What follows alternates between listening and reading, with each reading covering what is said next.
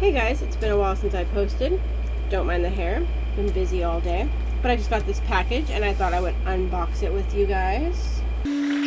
So those of you who have not been following me for very long or have not been keeping up with my other platforms might not know this, but I'm doing a craft fair next month. So I've been getting the essentials needed for it.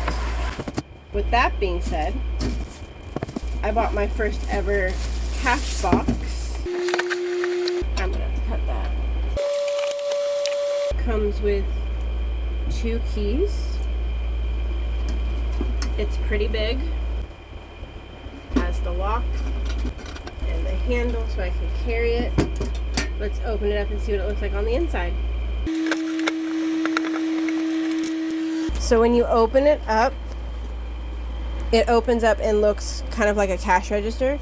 So you have your compartments up here, 1, 2, 3, 4, 5 compartments up here for your change.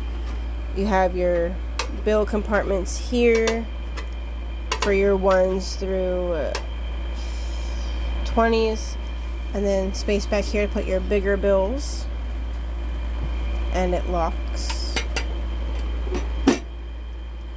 It's the SG World's brand.